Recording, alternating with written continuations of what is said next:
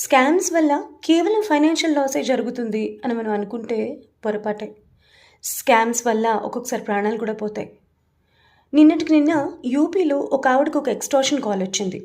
మీ అమ్మాయి పేరు so and so అని డీటెయిల్స్ అన్నీ చెప్పేసి, మీ అమ్మాయి ఎవరితోనో ప్రైవేట్గా ఉన్న వీడియోలన్నీ మా దగ్గర ఉన్నాయి, మేము వాటిని పబ్లిక్ చేసేయకూడదు అంటే మీరు మాకు ఇంత డబ్బులు ఇవ్వాలి అని బెదిరించారు.